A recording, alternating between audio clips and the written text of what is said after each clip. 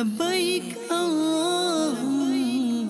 लब्बैक लब्बैक ला शरीका luck लब्बैक। अल्हम्दुलिल्लाहि रब्बिल आलमीन वस्सलातु वस्सलामु अला सय्यिदिल मुरसलीन अम्मा बअद फ़अऊज़ु बिल्लाहि मिनश शैतानिर रजीम बिस्मिल्लाहिर रहमानिर रहीम अस्सलातु वस्सलामु अलैका या रसूलल्लाह व अला आलिका व अस्हाबिका या हबीबल्लाह अस्सलातु वस्सलामु अलैका या नबी अल्लाह व अला आलिका व अस्हाबिका या नूरुल्लाह। প্রিয় ইসলামী ভাইরা আর মাদানী চ্যানেলের দর্শকবৃন্দ উপস্থিত হয়েছি মাদানী চ্যানেলের জিলহজের ট্রান্সমিশন নিয়ে, যার নাম হচ্ছে বরকতময় সফর। আপনারা যে যেখান থেকে আমাদের সাথে শামিল হয়েছেন আপনাদের সকলকেই জানাচ্ছি আমাদের এই প্রোগ্রামের পক্ষ থেকে অসংখ্য শুভেচ্ছা এবং অভিনন্দন।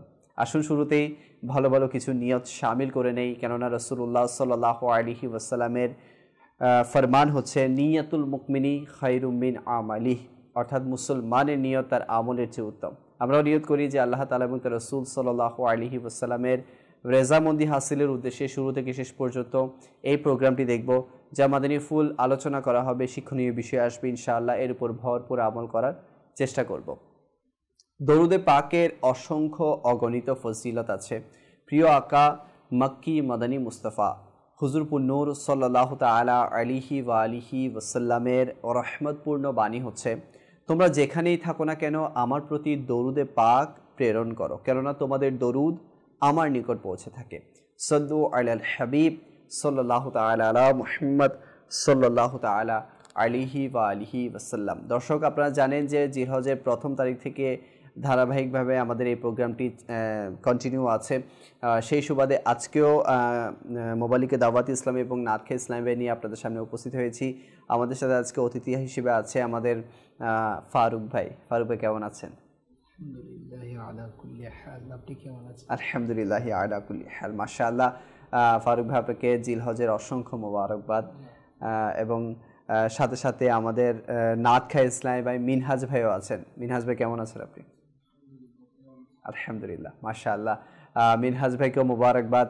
আজকে ইনশাআল্লাহ মিনহাজ ভাই থেকে আমরা হজের কালাম, মদিনার কালাম, মক্কার কালাম ইনশাআল্লাহ শামিল করার চেষ্টা করব। আজকের বিষয় নিয়েছি ময়দানে আরাফাত। হ্যাঁ ফারুক ভাই, ময়দানে আরাফাত খুবই হিস্ট্রিক্যাল প্লেস, আর হজের সাথে খুবই ওতপ্রোতভাবে এই স্থানটি জড়িত। ইনশাআল্লাহ এই আরাফাতের ময়দানের ইতিহাস নিয়ে আলোচনা শুনব, সেখানে কি হয় ইনশাআল্লাহ সে বিষয়ে আলোচনা শুনবো। কোথাও যাবে না, আমাদের সাথেই থাকবেন। যেহেতু অনুষ্ঠান শুরু হয়ে গেছে, আসুন আমরা প্রথমে কালাম দিয়ে আমাদের অনুষ্ঠানটিকে শুরু করি। সাল্লু আলাল হাবিব সাল্লাল্লাহু তাআলা আলা মুহাম্মদ সাল্লাল্লাহু তাআলা সাল্লাল্লাহু আলাইকা ইয়া রাসূলুল্লাহ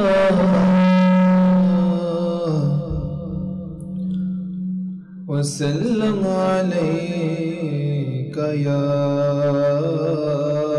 হাবিবাল্লাহ সাল্লাল্লাহু আলাইকা ইয়া রাসূলুল্লাহ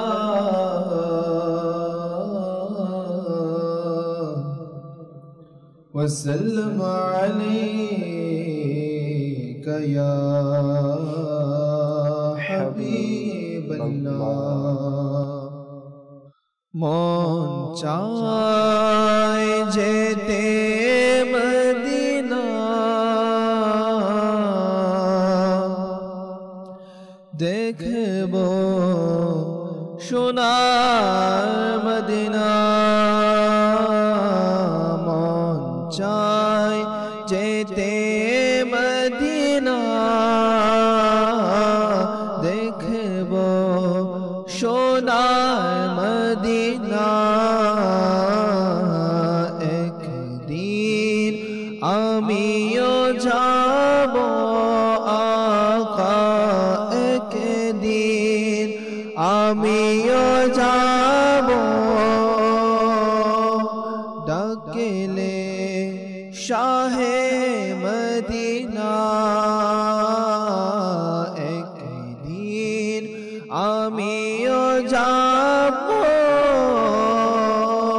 ডাকলে শাহে মদিনা। মন চায় যেতে যেতে মদিনা দেখব শাহে মদিনা মন চায় যেতে মদিনা দেখব শাহে মদিনা একদিন আমিও যাব আকা একদিন আমিও যাব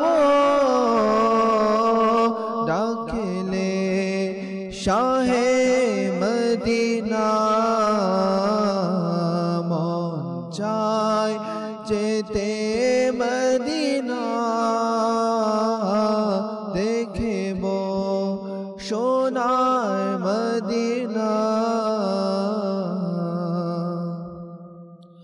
আমি এক গরিব অসহায় কিভাবে যাব মদিনা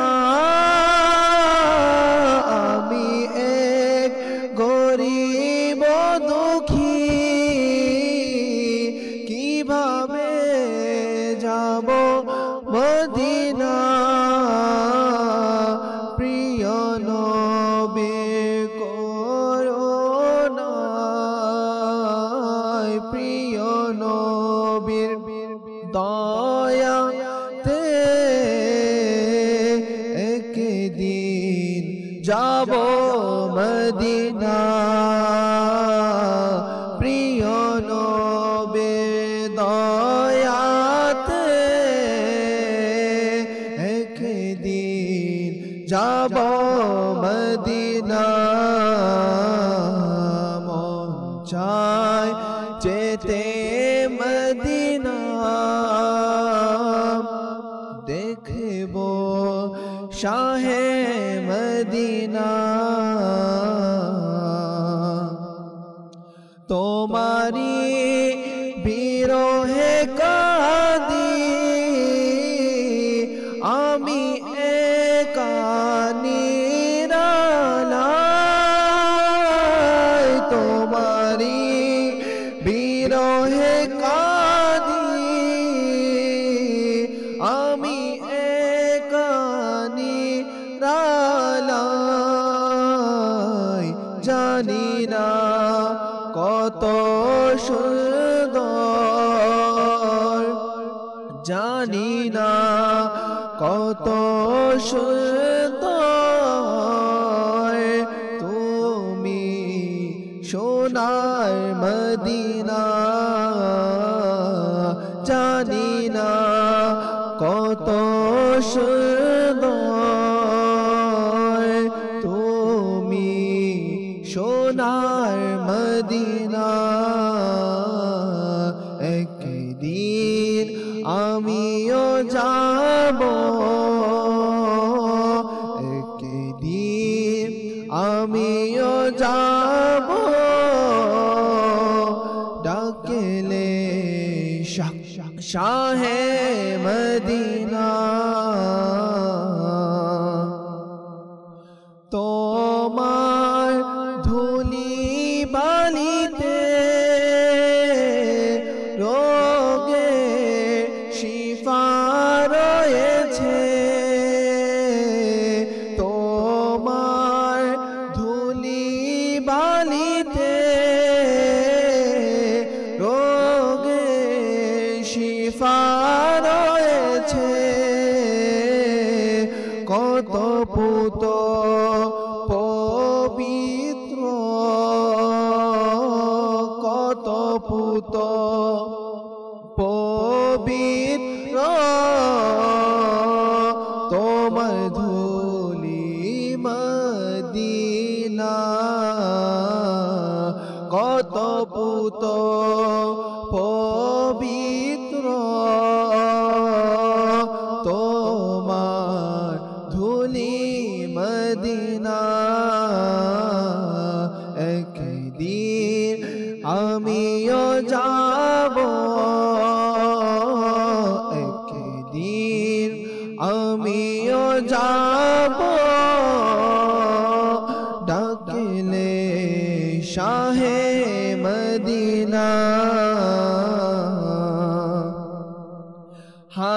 হাজিদে কাফেলা দেখে মন যায় আমারও ছুটে,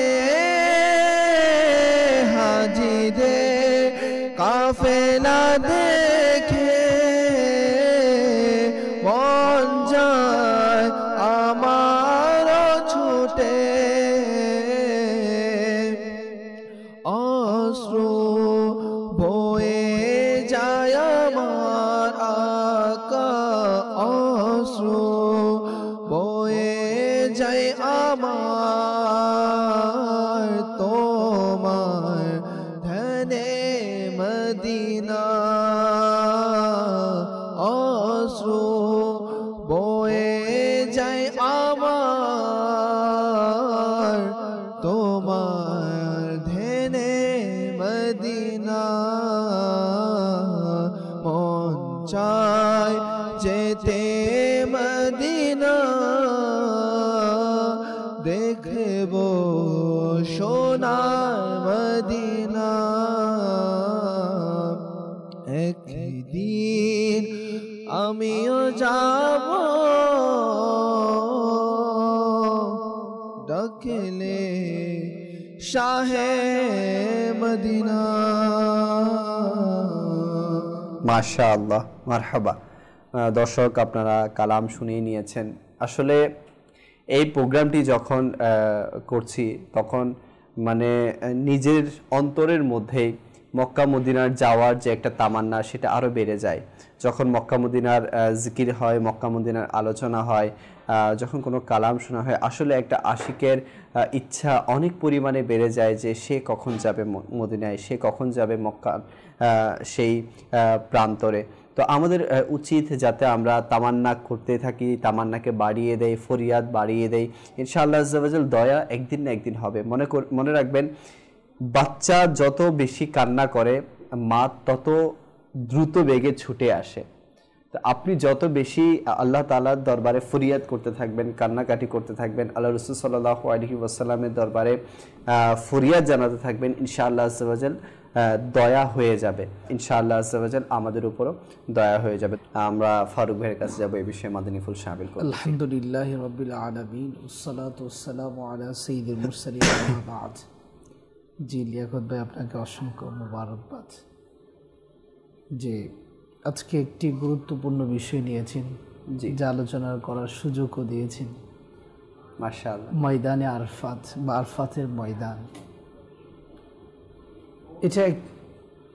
এটা অনেক বড় একটা স্থান, যেটাকে রুকনে আজম বলা হয়। রুকনে আজম মানে যে হজের মধ্যে 3টি রুকন রয়েছে, জি, 3টি রুকনের মধ্যে একটি, আবার 3টির মধ্যে বলা যায় এটা মানে একটা বড় একটি স্থান, বড় একটি রুকন। মাশাআল্লাহ।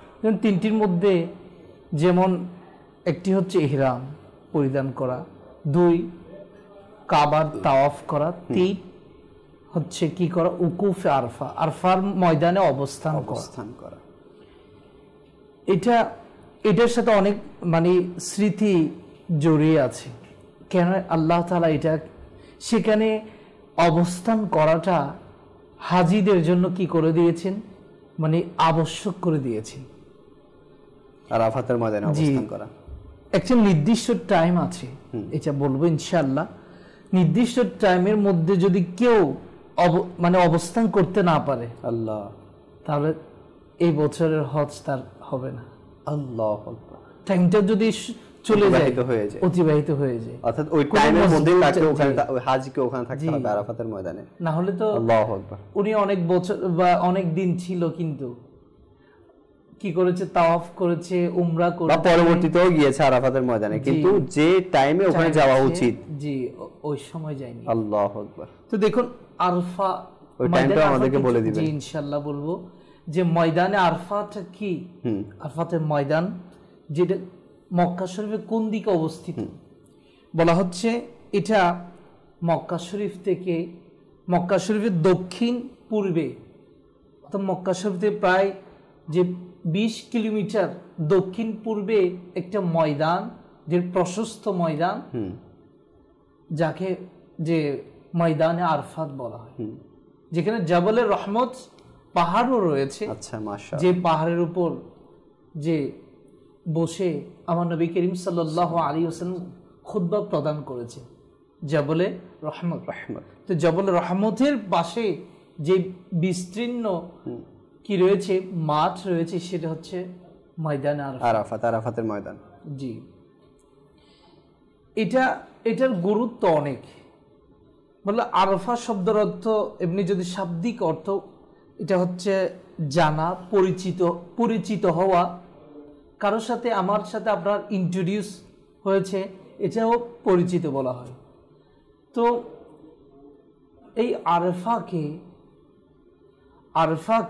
আরফা বলার কারণটা হচ্ছে যে কিতাবের মধ্যে এসেছে, যেটা অধিক গ্রহণযোগ্য, সেটা হচ্ছে হযরত ইব্রাহিম আলাইহিস সালাতুসসালামকে হযরত জিবরিল আমিন আলাইহিস সালাতুসসালাম দেখিয়ে দিয়েছেন কোথায় তাওয়াফ করবে, কিভাবে তাওয়াফ করবে, কোথায় অবস্থান করবে, কোনটা মুজদালিফা, কোনটা মিনা, কোথায় কি করবে, সেটা হযরত জিবরিল আমিন আলাইহিস সালাতুসসালাম যে ইব্রাহিম আলাইহিস সালাতুসসালামকে কি করেছেন, শিখিয়ে দিয়েছেন, পরিচিত করে দিয়েছেন।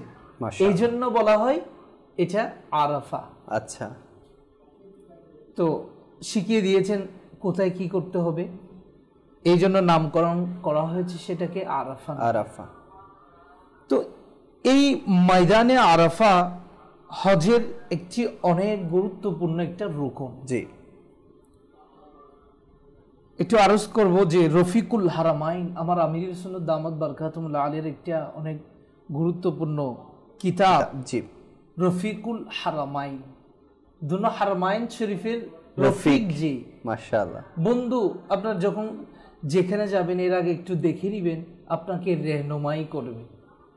এটা তো আবশ্যক। আমি তো বলবো যে রফিকুল হারামাইন যে কিতাবটি আছে, মাকতাবাতুল মদিনা প্রকাশিত কিতাব দাওয়াত ইসলামীর, আপনারা যে সকল হাজিরা এবছর যাচ্ছেন, সামনে যাওয়ার নিয়ত করছেন, যারা সামনে যাবেন তারা এখন থেকে কালেক্ট করে সেটা পড়া শুরু করে দেন, অনেক কিছু শিখে যাবেন আপনারা। তো ইয়াউমুল আরফা কখন যাবে সেটার ব্যাপারে যদি আমরা জানি, যে রফিকুল হারামাইনের মধ্যে রয়েছে যখন জিলহজ মাসের 9 তারিখ ফজরের নামাজ মিনাতে আদায় করবে। জি, মুস্তাহাব ওয়াক্ত সময়ে ফজরের নামাজ কোথায় পড়বে? মিনাতে পড়বে।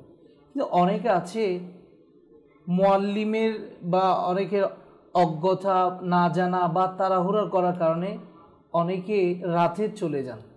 আচ্ছা, মিনা থেকে, অর্থাৎ 9 জিলহজের রাতে। জি, 9 জিলহজের রাতে চলে যান। তো উচিত হচ্ছে 9 জিলহজের ফজরের নামাজ যেন মিনাতে পড়ে। জি, ঠিক আছে। তো আবার অনেকে ইচ্ছা থাকলেও কি করেন, ইচ্ছা আছে মানে পরদিন অর্থাৎ ফজরের নামাজ পড়ে যখন সূর্য উঠবে তখন যাবেন, কিন্তু মুআল্লিম যারা রয়েছে তারা তো তাদের বাস ছেড়ে দিবে যদি না যায়। তো এই জন্য এখানে একটা বিষয় বলে রাখবো, মুআল্লিম এমনকি বেছে নিজের তাকওয়াবান। হ্যাঁ, এমনও অনেক আছে যে পরিপূর্ণ হজের আহকামগুলো জানে, আবার জানে অনেকে, কিন্তু যদি আমল না করে এটা কেমনে হয়। আরেকটা হচ্ছে ফারুক ভাই, আমরা মানে এত টাকা খরচ করে যাচ্ছি, যদি হজের আহকামগুলো সঠিকভাবে না হয় তাহলে আমার এটা আসলে ব্যবস্থাপনার ভুল। যারা আমরা যেই হজ কাফেলাগুলো আছে আলহামদুলিল্লাহ অনেক তো ভালো আছে, কিন্তু অনেক আছে গুরুত্ব দেয় না, তাদের উদ্দেশ্য হচ্ছে শুধু ব্যবসা। আল্লাহ পাক দয়া করুক। জি, এই জন্য তো আমাকে নির্বাচন করতে হবে কোন হজ কাফেলার মধ্যে কোন মুআল্লিম বা ভালো আছে। আবার এই ক্ষেত্রে আমি একটা মানে এইটাও বলে দিতে চাই, সেটা হচ্ছে আমি যদি নিউ হাজি হতে চাই তাহলে ওই ক্ষেত্রে তো আমার জানা মানে খুবই টাফ হয়ে যাবে। তো যারা অভিজ্ঞ সম্পন্ন আছে, যারা অনেক বছর ধরে হজ করছে, অভিজ্ঞ সম্পন্ন আছে, ওনাদের সাথে ডিল করে নেওয়া বা ওনার সাথে ডিসকাস করে নেওয়া যে কোন ট্রাভেলটা, কোন এজেন্সিটা আমার জন্য ভালো হবে। আমি তো বলছি যে রফিকুল হারামাইন রাখার জন্য। জি, কিন্তু আপনার যখন হজ ফরজ হয়ে যাবে, যখন সে পর্যন্ত যাওয়ার আপনার পাথিও আপনার কাছে থাকবে, আপনার উপর হজ ফরজ, তা আপনার হজ ফরজ হলে হজের আহকাম জানাও আপনার জন্য ফরজ। এটা আপনার হজ করার আগে আপনাকে এগুলো জানতে হবে। অবশ্যই। যদি জানা না থাকে, যারা জানে তাদের সাথে সংস্পর্শ থেকে এগুলো জানা অবশ্যই উচিত। কারণ আপনি না জানলে কিভাবে হজ করবেন? একটা ইসলামের 5টি স্তম্ভ, তার মধ্যে একটি স্তম্ভ হচ্ছে হজ। যারা সামর্থ্যবান, অর্থাৎ যারা সে পর্যন্ত যাওয়ার সামর্থ্য রাখে, তো তাদের উপর হজ ফরজ। তো আমার যখন হজ ফরজ হবে, তখন আমার উপর যে হজের হুকুম আহকাম রয়েছে সেগুলো জানাও তো ফরজ। জি, বেশক। আপনাকে অবশ্যই জানতে হবে, যদি না জানা না থাকে অন্যজন থেকে জেনে নেবে। মাশাআল্লাহ, মারহাবা। তো দর্শক, আসলেই হজের আহকামগুলো জেনে এরপর হজ করাটা খুবই জরুরি বিষয়। আর এজন্য বারবার মাদানী চ্যানেলে তারগিব দেওয়া হয়। আমির আহলে সুন্নাত যে বিষয়টির উপর বেশি উৎসাহ প্রদান করে থাকেন সেটি হচ্ছে আমাদের রফিকুল হারামাইন যে কিতাবটি আছে, আপনারা অবশ্যই সেটি অধ্যয়ন করুন। এবছর যারা গিয়েছেন অলরেডি, আমি তো বলবো, যদি এখন তো হাত আপনাদের সেটা নেওয়া সম্ভব নয়, আপনারা ডাউনলোড করে নিন ইনশাআল্লাহ আস্তাবাজাল। যে ল্যাঙ্গুয়েজে আপনাদের প্রয়োজন, বিভিন্ন ল্যাঙ্গুয়েজে এটি ট্রান্সলেট হয়ে গেছে, তো আপনাদের যে ল্যাঙ্গুয়েজে প্রয়োজন আপনারা এটি সংগ্রহ করে ওখানেই, এখন যেহেতু আপনারা হারামাইন শরীফাইনে আছেন, তো ওখানে আপনারা ইনশাআল্লাহ আস্তাবাজাল এটা পড়ে যখন যেদিন যেটা করার হুকুম, ওই দিন ওইটার ব্যবস্থাগুলো আপনারা শিখে নিন, আপনারা আহকামগুলো শিখে নিন ইনশাআল্লাহ আস্তাবাজাল। এরপর আপনাদের জন্য সুবিধা হয়ে যাবে। জি ফারুক ভাই।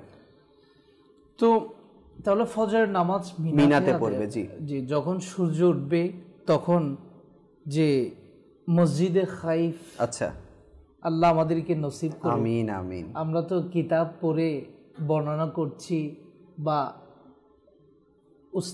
উস্তাদদের কাছে পড়ে বর্ণনা করছি, কিন্তু যখন আমরা দেখব বর্ণনা করাটা আরো কি হয়ে যাবে, মানে আসান হয়ে যাবে। তো আল্লাহ তাআলা যেন আমাদেরকে বারবার খানায়ে কাবার তাওয়াফ করার এবং বারবার মদিনা শরীফে হাজিরি দেওয়ার তৌফিক দান করুক, আমিন। আসলে অনেক সময় দেখা যায় ফারুক ভাই, অনেক থেকে শুনেছি যে অনেকে অনেকবার হজ করার পরও যখন মানে পরের বার আবারও যায়, তখন মানে লাগে যে মানে এর চাইতে সুন্দর দৃশ্য আর কিছু হতে পারে না। অর্থাৎ উনি গিয়েছে, একবার গিয়েছে, হয়তো দ্বিতীয়বার আবার যাচ্ছে, আবার মসজিদে খাইফ দেখছে, আবার জাবালে রহমত দেখছে, আবার আরাফার ময়দান দেখতে, হয়তো ওনার থেকে সেগুলো পুরান লাগবে না, এগুলো নতুনত্বের যে আভাস সেটা ওখানে আবার বেশি ওঠে। যেখানে হার হামেশা সদা সর্বদা আল্লাহর রহমত নাজিল, আল্লাহু আকবার, যেখানে ফয়েজ ও বরকত রয়েছে। তো যারা আসলে খালিস নিয়ত থাকবে, অন্তরের মধ্যে ইশকে মুস্তাফা থাকবে, সেটাকে ইহতেরাম করবে। এমনও তো অনেক দুর্ভাগা আছে যাদের হজ করার সৌভাগ্য হওয়ার পরও সেখানে গিয়ে সেটাকে গুরুত্বহীন মনে করে, এমনও আছে। আর যারা বুদ্ধিমান, অর্থাৎ যারা আশিকে মুস্তাফা, যাদের মধ্যে নবী পাক সাল্লাল্লাহু আলাইহি ওয়াসাল্লাম প্রেম মুহাব্বত আছে, তারা প্রতিটি মুহূর্তকে কি দিবে, গুরুত্ব দিবে। তো মসজিদ খাইফ থেকে শুরু করবে তার যাত্রা কোথায়, আরফার দিকে।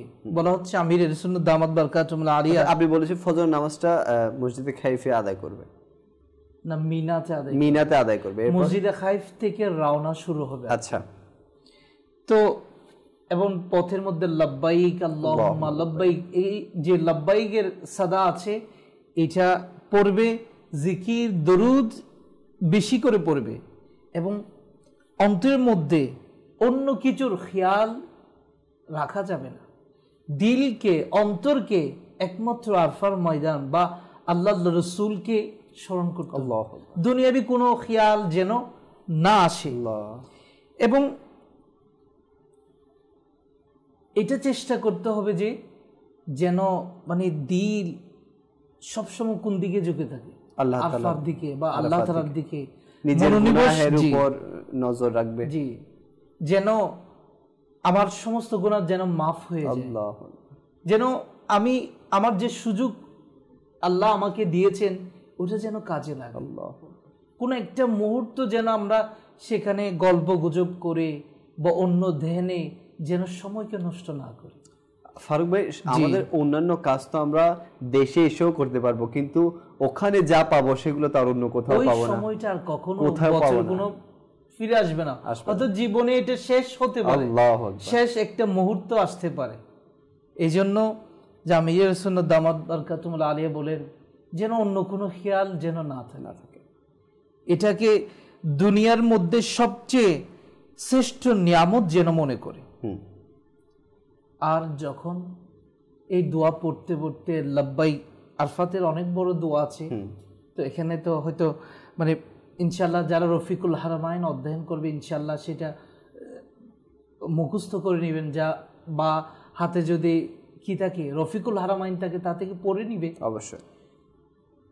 যখন আরফার ময়দানে একেবারে কাছাকাছি হয়ে যাবে আর জাবলের রহমত নজর আসবে, তখন যে এই যখন সুযোগটা হয়ে যাবে আল্লাহ তাআলার দরবার শুকরিয়া আদায় করবে যে আল্লাহ আমাকে যে আরফাতের ময়দানে অবস্থান করার কি দিয়েছে, তৌফিক দিয়েছেন, সৌভাগ্য দান করেছেন। কারো বিস্তৃতভাবে জানার জন্য আপনার রফিকুল হারামাইন এটা অবশ্যই সংগ্রহ করে নেবেন। ওখানে বিভিন্ন মাসালাগুলো, বিভিন্ন আহকামগুলো ডিটেলস আকারে লেখা আছে। ইনশাআল্লাহ আরাফাতের ময়দান নিয়ে আমরা আরও কিছু আলোচনা শোনার সৌভাগ্য অর্জন করবো। আসুন কিছু কল নিয়ে নিই, দর্শকের কলও এসেছে আমাদের কাছে। জি, আমার নাম মোহাম্মদ শাকিল, আমার বাসা নীলফামারী জেলা। মাদানী চ্যানেলের অনুষ্ঠান বরকতময় সফর, মাশাআল্লাহ এটি অনেক সুন্দর অনুষ্ঠান। আল্লাহ তাআলা মাদানী চ্যানেলের সকল মুবাল্লিগণকে নেক হায়াত দারাজ করুক।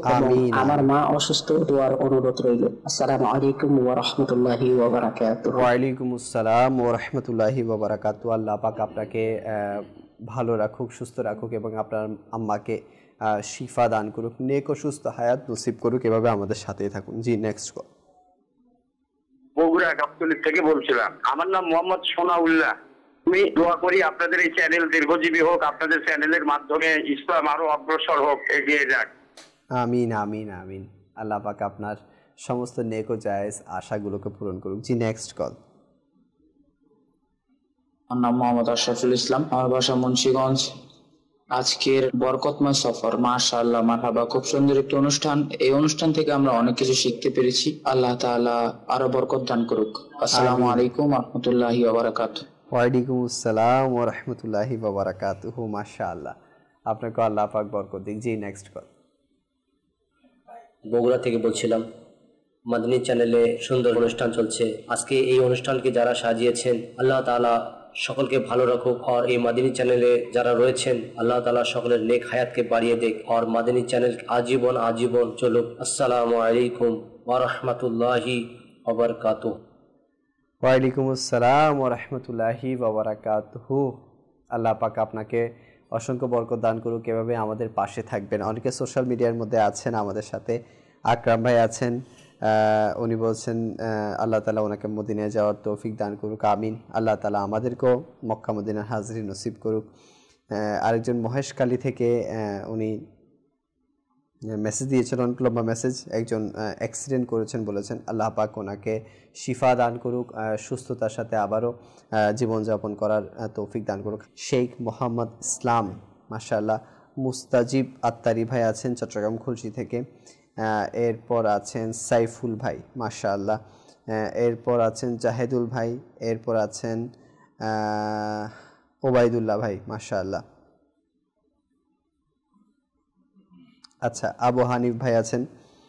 আর এরপর আছেন হেলাল রেজা ভাই, শাহ আলম ভাই আছেন, তাবারক ভাই আছেন, সুমন মিয়া ভাই আছেন বাকলিয়া থেকে।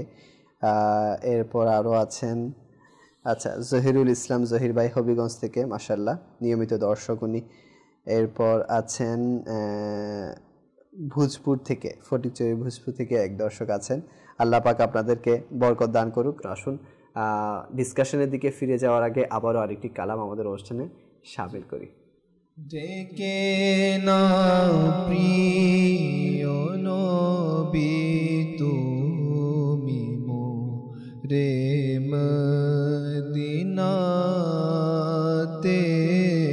আসি যেন জলে ভেজা নয়ন নিয়ে মদিনাতে ডেকে না প্রিয় নবী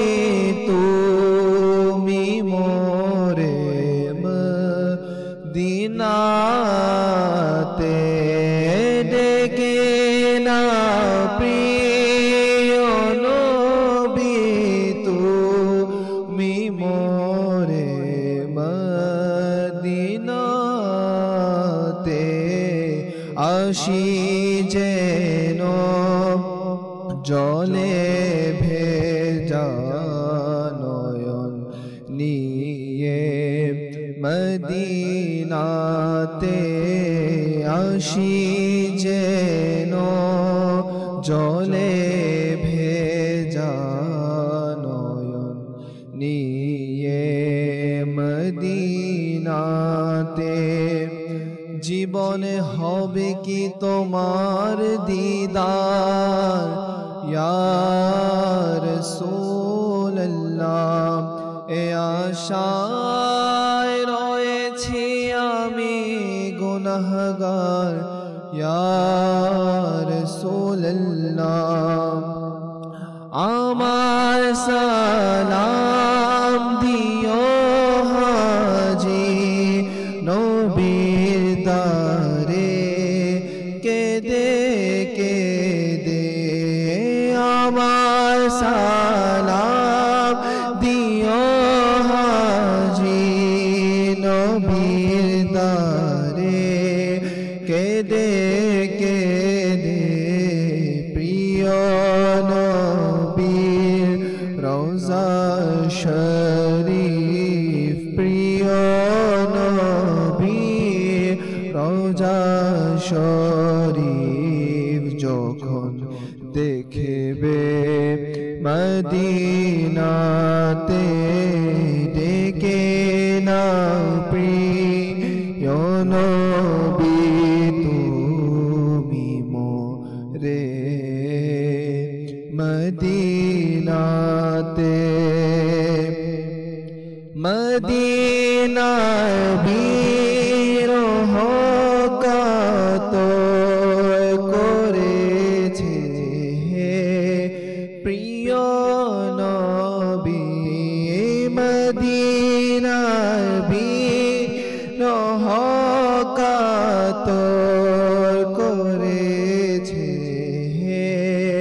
প্রিয় নবী হৃদয় মন সব কিছু শান্তি হৃদয় মন সব কিছু শান্তি পাবে গেলে মদিনাতে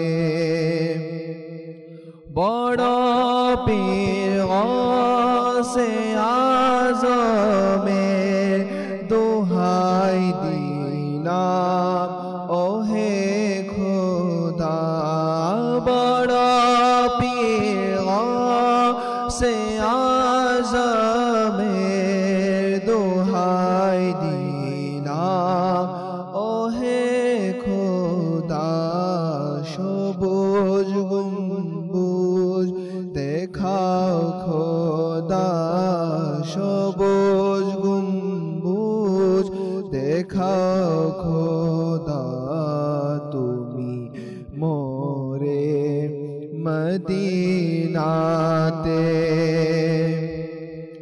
দিদার যখন পাব তোমার তখনই ঈদ হবে আমার আকা দিদার যখন পাব তোমার তখনই ঈদ হবে আমার প্রেমে সুধা দাও না মোরে প্রেমে সুধা দাও না রে তুমি ডেকে মদিনাতে চাই না দৌলত চাই না ইজ্জত আমার স্বপ্ন শুধু একটাই চাই না দৌলত চাই না ইজ্জত আমার স্বপ্ন শুধু একটাই মরণ আমার যেন হয়তো চরণে মদিনাতে মরণ আমার যেন হয়তো চরণে মদিনাতে ওহে তারে জনে মদিনা প্রাণের চেয়ে প্রিয় হে তার এ জনে মদিনা প্রাণের চেয়ে প্রিয় প্রিয় নবী শ্রেষ্ঠ নবী প্রিয় নবী শ্রেষ্ঠ নবী আছেন শুয়ে মদিনাতে ডেকে নাও প্রিয় নবী তুমি মোরে মদিনাতে আসি যেন জলে ভেজা নয়ন নিয়ে মদিনাতে। আল্লাহু আকবার, মাশাআল্লাহ, মারহাবা মারহাবা। আসুন আমরা আবারও ফারুক ভাইয়ের কাছে যাব, আরাফার ময়দান নিয়ে আরো কিছু আলোচনা শ্রবণ করবো। জি হুজুর। যে আরফার হাদিসে পাকের মধ্যে রয়েছে যে ফজিলতের মধ্যে হযরত ইমাম জাফর সাদিক রহমতুল্লাহি আলাইহি ইরশাদ করেন, অর্থাৎ কিছু এমন গুনাহ আছে যেগুলোর কাফারা আরফার ময়দানে অবস্থান করা। কিছু এমন গুনাহ আছে যেগুলোর কাফারা, অনেক গুনার অনেক ধরনের কাফারা আছে। রোজার কাফারা আছে, তারপর হজ যদি ফৌত হয়ে যায় কাফারা আছে। তো ইমাম জাফর সাদিক রহমতুল্লাহি আলাইহি বলছেন যে কিছু এমন গুনাহ আছে যেগুলোর কাফারা হচ্ছে আরফার ময়দানে অবস্থান করা। আল্লাহ দেখুন, এই আরফার ময়দানে যেখানে লক্ষ লক্ষ হাজিগণ উপস্থিত হচ্ছেন, সেখানে তো আল্লাহর ওলিও থাকতে পারে। এবং আর সবচেয়ে বেশি ইম্পর্টেন্ট, সেখানে হযরত খিজির আলাইহিস সালাম এবং হযরত ইলিয়াস আলাইহিস সালাম উপস্থিত থাকে। এটা কত বরকতময় একটা মুহূর্ত। ওনাদের উসিলা দিয়ে ওই দিন দোয়া চাইলেও তো দোয়া কবুল হয়। দেখুন, এই ওকুফে আরফা, তা আরফাতে অবস্থান করাটা কত সৌভাগ্যের। এটার মাধ্যমে আল্লাহ তাআলা যে এটা প্রমাণ করে দিয়েছেন, আল্লাহ তাআলার দরবারে সেখানে কোনো বৈষম্য নেই, সেখানে সবাই সমান। দেখুন যে আল্লাহ তাআলার দরবারে সবাই সমান। মর্যাদাবান হচ্ছে তারা যাদের তাকওয়া অধিক, অর্থাৎ তাকওয়াটাকে মানদণ্ড বানিয়েছেন সম্মানের। কিন্তু আল্লাহ তাআলার দরবারে সে কালো, সেই ফর্সা, সে লম্বা, সে বেঠে, এমন কোনো তফাৎ নেই। নামাজের মধ্যে প্রথম কাতারে শুধু মন্ত্রী, মিনিস্টার বা উচ্চপদস্থ লোকেরা, যে এডুকেটেড পার্সন, তারাই থাকবে, বাকিগুলো পিছনে থাকবে, এমন কোনো রুলস নেই। সেখানে যদি দুনিয়ার মানে সবচেয়ে ধনী যে, সেও দাঁড়াতে পারবে, তার পাশে সবচেয়ে কোনো টাকা পয়সা নেই, একেবারে মনে করেন নিঃস্ব মিসকিন বলি, সেও দাঁড়াতে পারবে। ওই সবচেয়ে ধনীর কোনো ক্ষমতা নাই, তাকে কি করে দেওয়া? তুমি তো মানে নিঃস্ব, তোমার কিছু নেই, আমার পাশে দাঁড়ানোর তোমার ক্ষমতা নেই। আল্লাহ বলছে না, তোমার পাশে দাঁড়িয়ে সে নামাজ আদায় করবে। তুমি যে কোন একটা দেশের প্রেসিডেন্ট, সেখানে অবস্থান করতে হবে, বেশক ধনী হোক গরিব হোক, সবাইকে এক কাতারে অর্থাৎ একই মাঠের মধ্যেই আরফার মধ্যে কি করতে হবে? অবস্থান করতে হবে। এই জন্য আমিরের সুন্নাত মানে কি করছেন, তরগিব দিচ্ছেন আমরা যেন সময়টাকে কি না করি, অপচয় না করি। একটু মানে সেখানে দাঁড়িয়ে দাঁড়িয়ে আমরা যেন আরামের মধ্যে না, আমরা যেন দাঁড়িয়ে কষ্ট করে যেন কি করি, জিকির দরুদ এবং যে লব্বাইক আল্লাহুম্মা লব্বাইক এর সাদা, এটা আমরা বুলন্দ করি, অন্য খেয়াল যেন না রাখি। হ্যাঁ, হাদিসে পাকের মধ্যে যে আরো রয়েছে, নবী পাক সাল্লাল্লাহু আলাইহি ওয়াসাল্লাম যে ইরশাদ করেন, যা রফিকুল হারামাইনের মধ্যে আমিরের সুন্নাত দামাত বারকাতুহুল আলিয়া নকল করেছেন, আরফার চেয়ে যে এমন কোনো দিন নেই যেই দিনে আরফার চেয়ে বেশি গুনাহগারকে আল্লাহ তাআলা ক্ষমা করে দেন। অর্থাৎ আরফার দিনে যেই সংখ্যক আল্লাহ জাহান্নামীদেরকে মুক্তি দান করেন, আর কোনো দিনে আল্লাহ তাআলা কি করেন না, মানে মাফ করে দেন না। এমনকি বলা হচ্ছে যে তাদের সাথে, অর্থাৎ যারা আরফার ময়দানে অবস্থান করেন তাদের সাথে ফিরিশতাগণ গৌরব করে থাকেন। সুবহানাল্লাহ, ফিরিশতারা ফখর করে থাকেন যে আল্লাহ ওই দিন কেমন নির্বাচন করেছেন, এবং ওই দিনে অসংখ্য জাহান্নামীদেরকে আল্লাহ তাআলা মাফ করে দেন। দ্যাট মিন্স এখানে 9 জিলহজ যেটা, সেটা দিনটাকে আরাফাত দিন হিসেবে গণ্য করা হয়। তো দেখুন, এই আরফার দিনে অবস্থান করলে তার গুনাহ আল্লাহ তাআলা মাফ করে দেবে, এবং তার উচিত মানে ওই টাইমগুলো যেন ইবাদতের মাধ্যমে কাটে। এমনি তো অবস্থান করলে তার হজের একটা রুকন আদায় হয়ে যাবে, তো আমি কি ওই সময়টাকে অহেতুক কাজের মধ্যে একটু টাইম পেয়েছি, চা নাস্তা করতে করতে টাইমগুলো পাস করে দিব? না, সেটা তো দুর্ভাগ্যের বিষয়। কিতাবের মধ্যে রয়েছে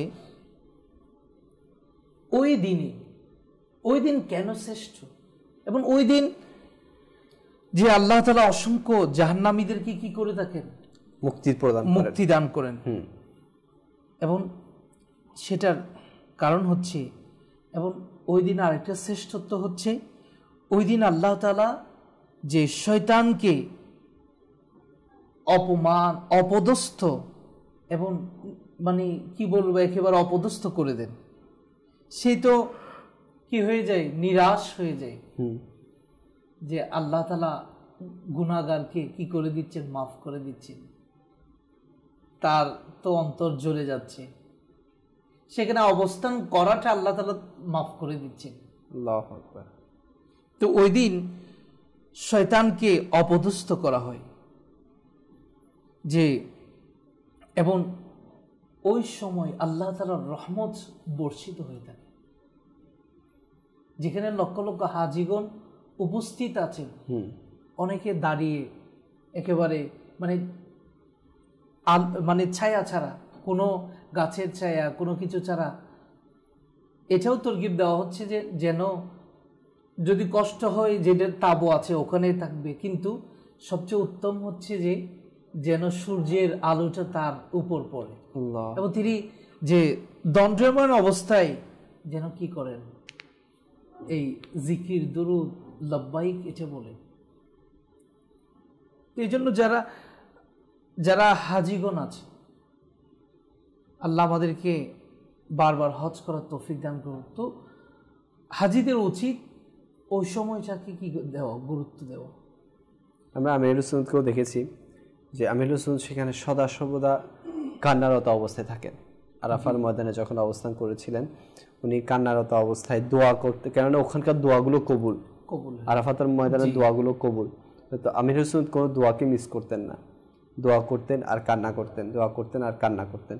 তো এটা এই অভ্যাসটা এবার যারা হজ করছেন, আমাদেরকে যারা দেখছেন, তো আপনারাও এই ক্যাফিয়াত, এই অভ্যাসটুকু নিজের মধ্যে রাখেন, ইনশাআল্লাহ আজ্জা ওয়া জাল অনেক ফায়দা হবে। আর আরাফার ময়দান এটা এমন পবিত্র একটা ময়দান যেখানে আমার অজান্তে অনেক বান্দা এমন আছে সেখানে আল্লাহর বলি, জি আমার অজান্তে। আমার কামিয়াবি, আমার সফলতা তখন হবে যখন আমি আমার গুনাহকে মাফ করাতে পেরেছি, আল্লাহু আকবার, এবং আল্লাহকে আমার উপর রাজি করাতে পেরেছি, আল্লাহ আমার উপর রাজি হয়েছেন, তখন কামিয়াব। যদি গেলাম, হজ ফরজ হয়েছে, আরফার দিন এসেছে, সেখানে অবস্থান করেছি, জোহর এবং আসরের নামাজ একসাথে আদায় করেছি, কিন্তু নিজের যেটা করা দরকার, যে কান্নাকাটি করে বিনয় অবনত হয়ে আল্লাহ তাআলার দরবারে নিজের গুনাহকে মাফ করানো, নিজের গুনাহের মাফ চাওয়া, এটা হচ্ছে কামিয়াবির বিষয়। এমনও অনেক আছে যারা মানে অহেতুক গল্পগুজব, অহেতুক কাজের মধ্যে দিয়ে কি হয়ে যায়, তারা সময়টাকে পাস করে ফেলে। আচ্ছা, অনেকে এমন থাকে যে ধরেন যারা ফার্স্ট টাইম না, যারা মানে অনেকবার চলে গিয়েছে, তো ওরা বলে যে মানে আমরা তো অনেকবার এসেছি, একটু আমরা তো আগের বার যে একটা ক্যাফিয়াত, প্রথমবার যে একটা ক্যাফিয়াত থাকে, যে একটা মানে রোনা জারি আহাজারি থাকে, পরের বার যারা যায় আর এগুলো তো আমরা করে ফেলেছি, বা একটা এমন যেন না হয়, কেননা কখন কোন হজ কবুল হচ্ছে সেটা তো কেউ বলতে পারে না, এই জন্য শয়তানের ওয়াসওয়াসা যেন না আসে। আর আপনি যেটা বললেন সেটা হচ্ছে যারা সাধারণ মানুষ, যাদের অন্তরে তেমন ইশকে রসুল নেই, আমার আমিরের সুন্নতকে দেখেন, তিনি যতবার যাবেন, অর্থাৎ আশিকে রসুল যারা আছেন, যতবার যাবেন ওই সময়টাকে গুরুত্ব মনে করবে অবশ্যই, এবং সময়কে নষ্ট করবে না।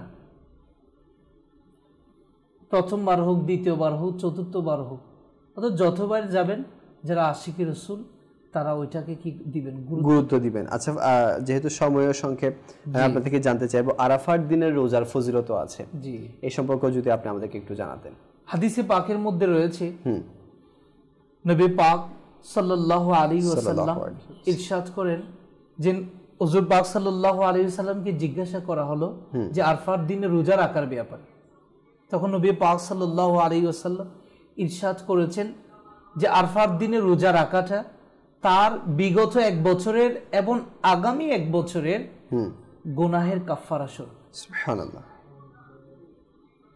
এবং রওয়ায়াতের মধ্যে আরো রয়েছে যে হযরত হাফসা রাদিয়াল্লাহু তাআলা আনহা 9ম তারিখে, অর্থাৎ জিলহজের 9ম তারিখে তিনি কি রেখেছেন, রোজা রেখেছেন।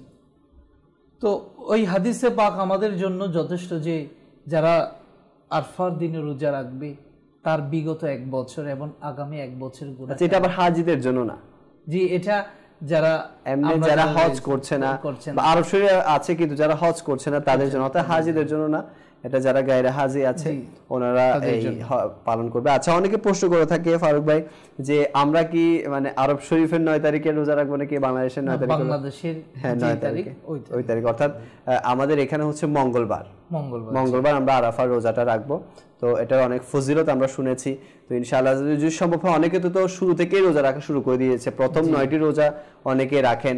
তো আমি আরজ করবো যারা রাখছেন মারহাবা, যারা রাখেন না বা বিভিন্ন কষ্ট হয়, আমি তো বলবো যে অন্তত আরাফার রোজা রাখার নিয়তটা করে নেন। আচ্ছা, অনেকে ঈদের পর, এই মনে রাখবেন আমরা অনেকে জানি না দুই ঈদে তো রোজা রাখা হারাম, বিশেষ করে জিলহজের 11, 12, 13 তারিখ, অর্থাৎ কোরবানির ঈদের পরের 3 দিন, এই 3 দিনগুলো রোজা রাখা হারাম, অনেকে আমরা জানি না।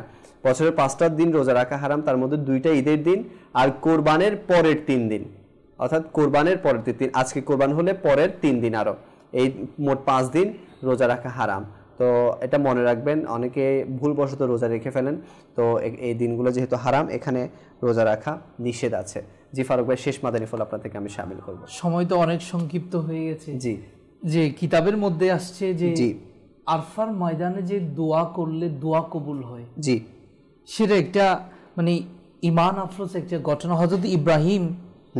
হযরত সৈয়দনা ইব্রাহিম ওয়াসতি রহমতুল্লাহি আলাইহি একদিন হজের দিন এবং ময়দানে আরাফাতে তিনি কঙ্কর নিয়ে এবং কঙ্করকে সাক্ষী রেখে বলছে, আমি সাক্ষ্য দিচ্ছি যে লা ইলাহা ইল্লাল্লাহু ওয়া আন্না মুহাম্মাদান আবদুহু ওয়া রাসূলুহু, যে এভাবে সাক্ষ্য দিয়েছেন কঙ্করকে সামনে রেখে, এবং তিনি ওই কঙ্করগুলো সেখানে আচ্ছা যখন সাক্ষ্য দিয়েছেন তিনি মুজদালিফায় রওনা হচ্ছেন, এমন সময় যে তিনি স্বপ্ন দেখছেন যে কিয়ামত কায়েম হয়ে গেছে, হিসাব নিকাশ হচ্ছে, আর হিসাব নিকাশের পর ওনাকে জাহান্নামের ফেরেশতারা নিয়ে যাচ্ছে জাহান্নামের দিকে। প্রথম দরজায় যখন গেলেন তখন একটি কঙ্কর এসে সেখানে অন্তরায় হয়ে গেছে, পথকে বন্ধ করে দিয়েছে। দ্বিতীয়টাতে একই অবস্থা হয়েছে, পথ বন্ধ হয়ে গেছে। তো এভাবে আরশে মুআল্লা থেকে যে ফেরেশতা আসলেন, অবতরণ করলেন, আর আল্লাহ তাআলা যে ইরশাদ করলেন ইব্রাহিম ওয়াস্তি রহমতুল্লাহি আলাই যে কঙ্করকে সাক্ষী রেখে যেভাবে তিনি ওয়াহদানিয়ত এবং রিসালতের যে সাক্ষ্য দিয়েছেন, কঙ্কর এখানে কি হয়ে যাচ্ছে সাক্ষী হিসেবে বা কাজে আসছে। তো বলা হচ্ছে যেখানে কঙ্কর তার জন্য সুপারিশ করছে বা কঙ্কর কাজে আসে, আমি কেন যেই কঙ্করকে সাক্ষী রেখে ময়দানে আরাফাতে কি করেছেন যে সাক্ষ্য দিয়েছে, আমি কেন তাকে নাজাত দিব না? আল্লাহু আকবার। যদি কঙ্করে তার জন্য সুপারিশ করে বা সেটা কাজে আসে, আমিও তাকে মাফ করে দিলাম এবং তাকে জান্নাতে নিয়ে যাওয়া হয়েছে। আল্লাহু আকবার। আর এটা মানে যে আরাফাতের ময়দানে দোয়া কবুল হয়ে থাকে, এটার একটা প্রমাণ। মাশাআল্লাহ, আসলে আরাফাত দিনের অনেক ফজিলত, আর এখন প্রত্যেকটা রাতে ইবাদত করার ফজিলত, দিনে রোজা রাখার ফজিলত আছে। তো আমরা কোরবানের আগের দিন পর্যন্ত আমরা প্রতিদিন রাতে সর্বপলে পুরো রাত ইবাদত করি, দিনে রোজা রাখি, ইনশাআল্লাহ আল্লাহ সুবহানাহু ওয়া তাআলা অনেক বরকত আমাদের হাসিল হবে ইনশাআল্লাহ। আগামী প্রোগ্রাম থেকে আশিকদের শহর নিয়ে আলোচনা শুরু হয়ে যাবে। এতদিন আমরা মক্কাতুল মুকাররমার আলোচনা শুনেছি, আগামীকাল থেকে ইনশাআল্লাহ মঙ্গলবার রাত পর্যন্ত আমরা মদিনাতুল মুনাওয়ারার যে আলোচনা আছে ইনশাআল্লাহ সেগুলো শোনার সৌভাগ্য অর্জন করব। সাল্লু আলাল হাবিব সাল্লাল্লাহু তাআলা আলা মুহাম্মদ সাল্লাল্লাহু তাআলা আলাইহি ওয়াসাল্লাম। লব্বাইক আল্লাহুম্মা লব্বাইক লব্বাইক লা শারীকা লাক লব্বাইক।